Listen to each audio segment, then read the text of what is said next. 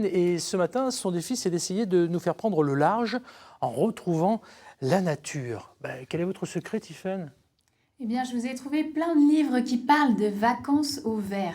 Mais vous savez, pour certains enfants, cette perspective n'est pas très enthousiasmante. Et c'est le cas du héros de ce livre, Game Over. Attention, pas Game Over. C'est un livre de Damian et Esteban Hernandez, publié chez Bambou Éditions. Alors, je vous explique. Le héros, Daniel, doit partir en vacances chez ses grands-parents à la montagne. Mais lui, c'est un enfant de la ville. Alors, sans Wi-Fi et sans jeux vidéo, cette perspective est horrible. Et ses grands-parents le savent. Alors, ils lui ont prévu un programme génial avec énormément d'activités, cueillette, randonnée, vélo. Et chaque activité débloquera un palier, comme dans un jeu vidéo. Tout cela grâce à la complicité d'une jeune montagnarde nommée Selva et qui a le même âge que lui. Alors c'est une bande dessinée vraiment très enthousiasmante, pleine de fantaisie, qui prône, bien vous l'aurez compris, la déconnexion, le retour à la nature et qui plaira aux enfants à partir de 8 ans. Je vous la conseille, moi-même je me suis beaucoup amusée, c'est vraiment très très drôle et puis ça donnera plein d'idées aux parents et aux grands-parents. Si jamais vous êtes en manque d'inspiration, eh bien n'hésitez pas, commencez par lire la BD et puis vous pourrez proposer plein d'activités aux enfants. Alors évidemment, toute ressemblance avec des faits existants ou ayant existé n'est pas fortuite. Forcément, vous l'aurez compris, j'ai cru vous entendre, Jérémy, quand elle a parlé de Wi-Fi, d'écran. Vous-même, vous avez des enfants, c'est vrai que c'est pas facile de les déconnecter.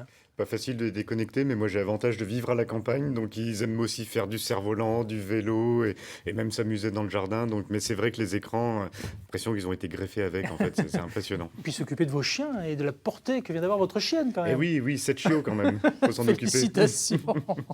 Bon, allez, on reste en pleine nature, même si c'est pas forcément évident.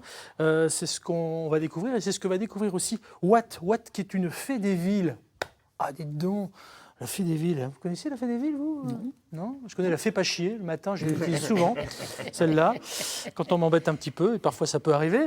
Mais bon, cette fée, je ne la connaissais pas. C'est une fée des villes obligée de partir vivre loin de chez elle. Mais qui est donc cette fée ? Dites-moi, Tiffaine. Oui, alors je suis sûre que dans votre esprit, une fée, c'est ça, Pascal, un être avec des ailes, qui brille, qui adore la nature et qui parle aux animaux.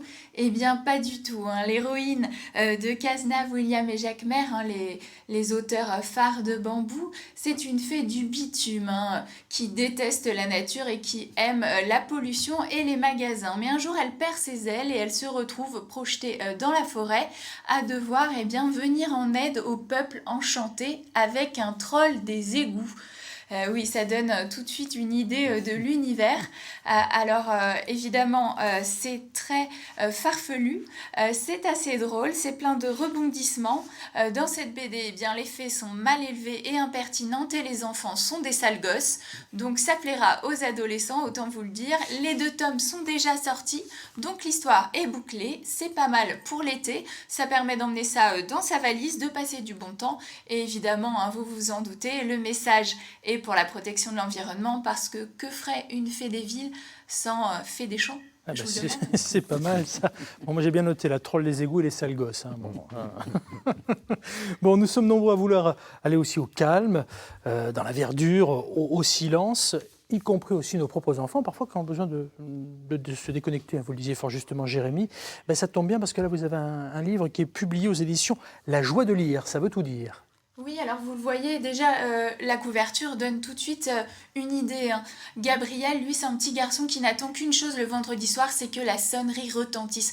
Parce qu'il a la tête farcie, farcie de géo, de maths, de français, farcie d'écrit de ses camarades. Il les aime bien sûr, mais au bout d'un moment, ça suffit. Et quand il sort de l'école, même les bruits de la ville le perturbent. Alors lui, il a envie de partir, de s'enfuir vers la campagne, vers les paysages proposés par Maëlys Dauphren et Juliette Lagrange, ces jolies aquarelles qui nous emmènent tout de suite dans un autre univers. Et il part le vendredi soir rejoindre son grand-père, rejoindre les bruits de la campagne, rejoindre ses grands arbres et regarder les étoiles. C'est un très bel album pour les enfants à partir de 5 ans qui propose de prendre le temps de se reconnecter à la nature. C'est un bel album pour les vacances, mais pas seulement. Pour le week-end et puis pour prendre du bon temps. Allez, un dernier album en 30 secondes, en guise de carnet de bord pour les vacances. C'est votre mission, Tiffaine. Oui, eh bien, je vous propose de construire une cabane. Vous aviez oublié que ça existait, mais c'est un plaisir simple à partager avec ses parents, ses grands-parents. Ressortez les marteaux, les clous, les branches, et puis allez construire une cabane. C'est un album grand format de Guillaume Guéraud et Alfred, publié à la Martinière Jeunesse. Et puis, évidemment, faites du jardinage.